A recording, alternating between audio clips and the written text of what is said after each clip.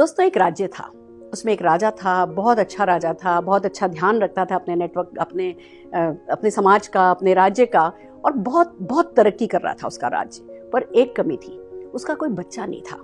तो ये चल रहा था कि अब जब राजा बूढ़ा हो रहा है, राजा बड़ा हो रहा है, तो किसको उत्तराधिकारी बनाएंगे, ये चिंता पूरे राज्य को हो रही थी। तो इसका एक सोल्यूशन निकाला गया कि जो गुरुकुल है, जो राज्य का गुरुकुल है, उसमें जो best of the best students होंगे उनको तैयार किया जाएगा और फिर उसी में से किसी को उत्तराधिकारी छांटा जाएगा। और ये सालों साल ये ट्रेनिंग चली उन लोगों की, सब कुछ सिखाया जा रहा था जो एक राज्य के अच्छे राजा को आना चाहिए। फाइनली वो वक्त आ गया, वो साल आ गया जब छटनी होनी थी, फाइनल डिसीजन होना था कि अब किसको राजा बनाया जाए। तो बहुत सारे अच्छे उत्तराधिकारी थे, बहुत सारे अच्छे प्रत्याशी थे, किसको छांटें किसको नहीं छांटें। तो ये डिसाइड किया गया कि एक टेस्ट लिया जाएगा, एक फाइनल टेस्ट लिया जाएगा, और उस टेस्ट में जो सफल होगा, जो पास होगा, उसको राज्य का राजा घोषित कर दिया जाएगा। एक टेस्ट डिजाइन किया गया और वो जो टॉप के 4-5 लोग थे, उन लोगों को कहा गया कि आपको नदी किनारे जाना है, कल एक जने को जाना है, परसों एक जने को जाना है, ऐसे 5-6 लोगों को 5-6 दिन, अलग अलग दिन, एक फिक्स टाइम पर आपको इस नदी किनारे जाना है, वहाँ 4-5 घंटे रहना है और फिर आकर के हमसे अपना अनुभव शेयर करना है। तो उनको 10 दिन बाद का एक टाइम दे दिया गया कि इस दिन आकर के आपको हमें मिलना है और अपना एक्सपीरियंस शेयर करना है। दोस्तों पहला दिन आया, पहला व्यक्ति गया, दूसरा दिन आया, दूसरा व्यक्ति गया, ऐसे करते करते फाइनली वो दिन आ गया जब सबको आकर के अपना अपना अनुभव बताना था। जो पहला उत्तराधिकारी, जो पहला प्रत्याशी गया था, उससे पूछा गया, भैया तुमने क्या किया? तो कहने लगा बहुत अच्छा था, नदी किनारे माहौल बहुत अच्छा था, पानी बहुत ठंडा था, हवा बिल्कुल स्वच्छ थी और मुझे तो खाने के लिए एक सेब भी मिल गया था। भैया ये सेब कहाँ से मिला था?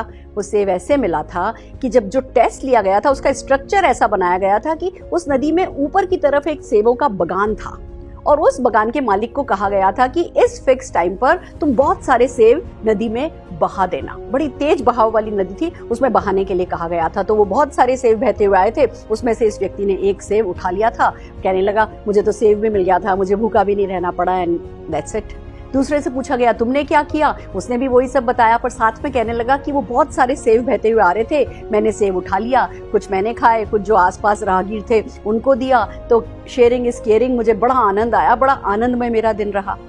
तीसरे व्यक्ति से पूछा गया तुमने क्या किया? तो कहने लगा ऐसा था, सब कुछ अच्छा था और बहुत सारे सेब आए, मैंने बहुत सारे सेब इकट्ठे किए, उसमें से कुछ मैंने खाए, कुछ राहगीरों को दिए, और फिर बच रहे थे सेब, मैंने एक सेल्स का एक वो लगा दी, एक टेबल लगा दी और वहां पत्थर पर रख करके मैंने बहुत सारे एप्पल जो है वो बेच दिए और बहुत पैसा भी कमाया, ये रहा वो मुनाफा।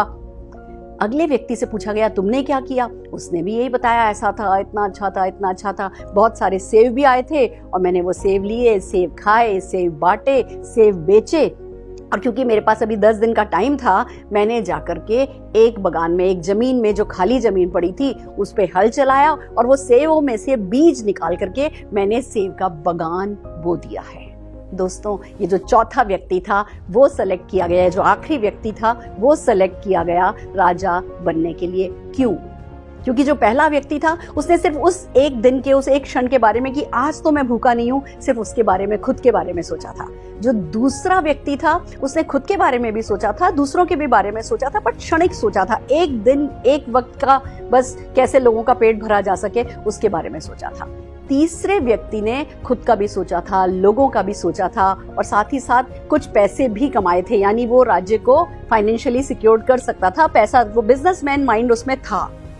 पर जो चौथा व्यक्ति था उसने खुद का भी सोचा, दूसरों का भी सोचा, उसने पैसा भी कमाया और साथ ही साथ वो विजनरी था, दूरदृष्टि था। उसको पता था कि एक एप्पल में कितने बीज होते हैं वो हम गिन सकते हैं, पर एक एप्पल में से कितने एप्पल निकल सकते हैं और उन एप्पल्स में से कितने सारे बीज निकल सकते हैं ये हम गिन जरूर नहीं सकते, पर अगर सेबों का बगान लगा दिया जाए तो हमेशा हमेशा हमेशा के लिए लोगों का पेट भरा जा सकता है। दोस्तों वो दूरदृष्टि था, वो लंबी सोच रखता था और इसीलिए उसे उस राज्य का राजा घोषित किया गया। यही होता है नेटवर्क मार्केटिंग में। नेटवर्क मार्केटिंग में जैसे आदम और हव्वा को कहते हैं ना, एक सेब मिली थी, उन दोनों ने मिल बांट के वो सेब खाया था और फिर इस सृष्टि का निर्माण हुआ।